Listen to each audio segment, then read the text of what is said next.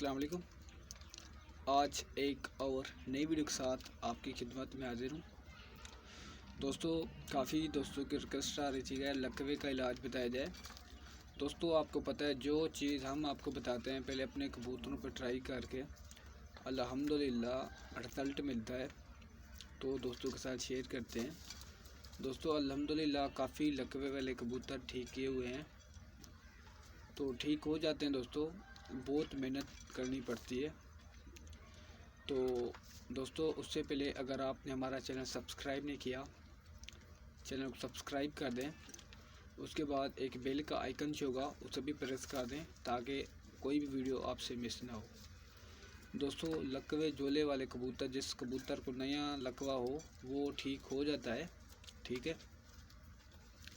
जिसको पुराना लकवा हो वो ठीक तो हो जाता है लेकिन मुकम्मल ठीक नहीं होता, तो बहुत बड़ा इलाज करना पड़ता है।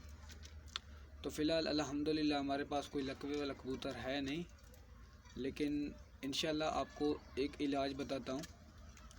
जिस भाई के कबूतर को लकवा है तो इंशाल्लाह दोस्तों ये नुस्खा आजमाए। दोस्तों, अल्हम्दुलिल्लाह उसको रिज़ल्ट मिलेगा। जिस कबूतर को लकवा होगा इंशाल्लाह वो ठीक हो जाएगा। दोस्तों, सबसे पहले उसकी खुराक चेंज करनी है आपने, ठीक है। खुराक में चने, भिगो के चने खिलाने हैं कबूतर को, ठीक है। उसके बाद नंबर 2 पे आता है जी, इंजेक्शन लेना है मेथी कुबाल का, ठीक है। मेथी कुबाल गोली नहीं लेनी, मेथी कुबाल इंजेक्शन लेना है। दोस्तों, वो तकरीबन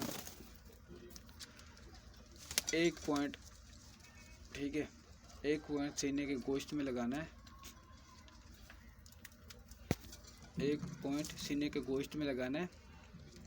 फिर तकरीबन दोस्तों ये आपने 15 दिन अमल करना है, ठीक है। मेथिकबाल इंजेक्शन और साथ में अगर आप नेरोबैन लगाएं तो वो भी अच्छा है। नेरोबैन भी ले लेना है, ठीक है।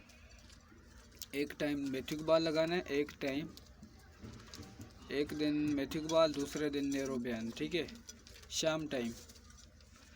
इस तरह से दोस्तों आप लकवे और झोले का इलाज कर सकते हैं। बाकी इसके अलावा और लकवे का कोई इलाज नहीं है, लेकिन ये मेथिकबाल और नेरोबैन इंजेक्शन लेके कबूतरों को एक पॉइंट लगाते रहना है। इंशाल्लाह दोस्तों दिन ब दिन वो कवर हो जाएगा, आपका जो कबूतर है बिल्कुल ठीक हो जाएगा।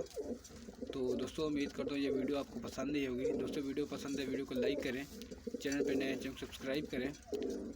तो मिलते हैं नेक्स्ट वीडियो के साथ, तब तक के लिए इजाज़त दीजिए, दुआ में याद रखें।